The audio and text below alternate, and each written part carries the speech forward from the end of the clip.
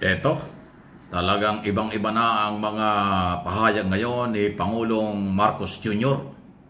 Talagang nagpapakita na matapos siyang lait-laitin, personalin ng mga kritiko ng administrasyon, ngayong panahon ng eleksyon ay kanyang sinasabi na ang gusto niya sabihin.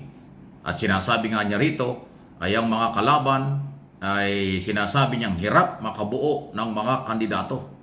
Hindi katulad daw ng kandidato ng administrasyon mula sa Senado hanggang sa local executive ay kumpleto sila.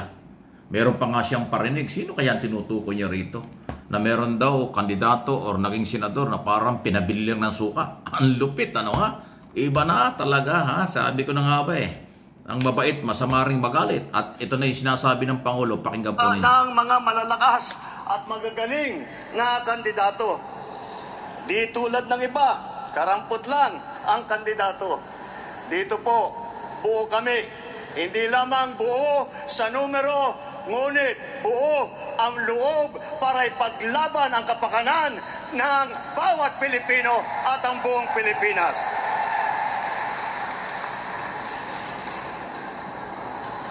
Kaya naman,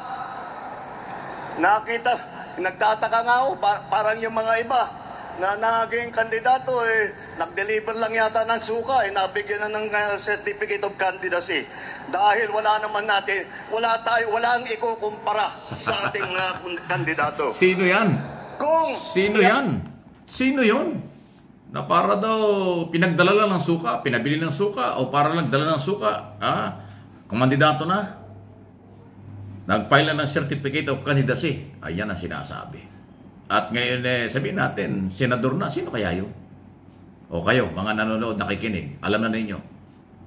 Lumalabas pala, ako sa akin pong analysis at opinion dito, lumalabas kahit na busy si Pangulong Marcos, alam niya ang kaganapan. Alam niya ang nangyayari sa Senado, alam niya ang nangyayari sa mga ibang ahensya ng pamahalaan, hindi lang ang Executive Department. Monitor niya kung ano ang performance at ginagawa ng ibang mga politiko na pinapasweldo ng taong bayan. Yung quality ng kandidato, quality ng mga nakapwesto sa Senado, Kongreso at kung saan man, pati sa Executive Department. Kasi hindi mababanggit ng Pangulo na parang inutusan lang daw magdala ng suka, naging kandidato na. Kung hindi niya namomonitor yung performance, yung sinasabi, yung ginagawa at kakayanan na kung sino man yun. Malaya po kayo na mag-isip sino yung tinutukoy ng Pangulo. Napakabigat nun. Na parang naghatid lang ng suka. Ibig sabihin walang alam, walang kakayanan. Pero naging kandidato at baka nga nanalo pa. Kung sino yan ay palagay ko marami manghuhula. So tulad ng sinabi ko, ibang-iba na po ang mga statement ngayon ng Pangulo. Noong araw wala tayong narinig na ganyan. Sa nakalipas ng 2 taon at kalahati, wala tayong naririnig na ganyang klaseng batikos at mga pahayag ng Pangulo. Pero ngayon dahil panahon ng labanan, meron siyang sariling kandidato at panahon na para sa pagbabago at kanyang naghahanap siya ng kanyang makakatuwang sa gobyerno from local to national position ay lumalabas po yung kanyang mga statement na sa akin pong tingin talagang napuno na ang salo. Kinakalos na ni Pangulong Marcos ang mga bumabatiko sa kanya, ang mga kritiko na wala sa lugar ang batiko sa kanya.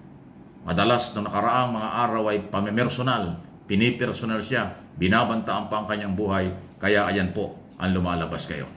Okay? So, sino kaya? Malaya kayong mag-isip kung sino ang itinuturing na yan na parang pinagdala ng suka ay naging kandidato na at baka nga nakapwesto pa. Malupit. Malupit na ang mga statement ni Pangulong Ferdinand Marcos Jr. Dagdagan mo pa, Mr. President. Kailangan ng mamamayang Pilipino, kailangan ng Marcos loyalists, kailangan ng mga supporters, kailangan ng silent majority ng mga Pilipino dito at sa abroad ang matapang na liderato sa tamang proseso, tamang pamaraan ng pagpapatupad ng batas. Sang-ayon tayo dyan. Okay? Like and share ng video. Okay? Sunod na ating pag-usapan. Nako, eto. Mayroong isang artista na politiko dyan sa lady. Tukuyin natin si Richard Gomez. Alam na natin politiko, artista yan. Abay, talagang halata mong maka-Duterte. Kahit dun ho sa mga hearing sa Kongreso, hindi siya sumasang-ayon sa ginagawa ng ibang kasamahan niya. Sa halip, pinagtatanggol pa niya on record sa Kongreso na siya ay natuwa at sa tingin niya ay maganda ang ginawa ng nakaraang administrasyon under Duterte administration. Karapatan mo yan, Richard Gomez. Talagang ganon. Yan ang paniniwala mo eh. Pero ito nasundan pa. Hindi po talaga pumirma. Pagpapatunay na siya ay maka-Duterte, hindi po pumirma si Richard Gomez doon sa article of impeachment o complainant or complaint ng kapwa niya congressman na ngayon ay umabot na ho ng 80%, 240 plus ang congressman pumirma. Maliban sa original na 215, may humabol pang 25. So siya ay hindi sumali. Okay? Ano kaya ang iniisip ni Richard Gomez? Gusto niyang makabalik ang mga Duterte? Para kung ano man ang kanyang relasyon ay magpatuloy? O siya ba ay hindi napapansin? Kulang ba siya sa pansin sa kasalukuyang administrasyon under President Marcos? O baka naman kaya ganyan ay dahil meron siyang malakas na kalaban ngayon sa ika-4 na distrito ng kanyang probinsya. At kung di ako nagkakamali, ang dating Associate Justice ng Court of Appeals na si dating Congressman Biloso ang kanyang kalaban dyan. Okay? Pero siyempre, local naman yun. Kaya lang, ang kanyang galaw, dahil congressman, eh halata mo na meron siyang hindi pagsuporta sa majority ng mga congressman na complainant at nag-impeach kay Sara Duterte. So, artista, politician. So, iba ang galaw niya.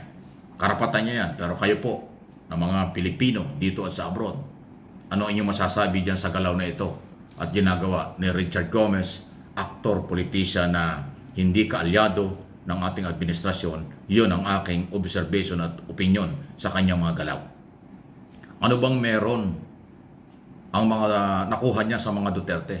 Ano bang suporta ng mga Duterte sa kanya sa dyan sa Leyte, sa Ormoc, ng pagiging mayor niya noong panahong yon? Ang kanyang asawa ang congressman, ngayon nagpalit siya la. Siya yung congressman, si Lucy Torres Gomez naman ang mayor. Ano bang naging pakinabang ng kanyang probinsya? Kayo mga taga dyan sa Ormoc, sa tingin ba ninyo ay tama ang desisyon ng inyong mayor at congressman na sa halip na sumuporta sa administrasyon, sa alyansa ng pagbabago, bagong Pilipinas, pero ang kanya hong sinusuportahan, obvious naman, ay Duterte. Kasi kumukontra siya sa mga hearing at sa mga tanong sa hearing, iba ang dating. At ngayon nga, dito sa pagpirmahan ng complainant at endorser ng article of impeachment, complaint against Vice President, hindi siya pumirma. Wow! Tingnan natin kung ano. Abangan ninyo, maraming mga pagbabago at nangyayari. Walang kahit na sikat na mga artista pumasok sa politika, nag-iiba ang galaw. Pero mahalaga, mamamayang Pilipino. Sila ba'y sang-ayon o hindi?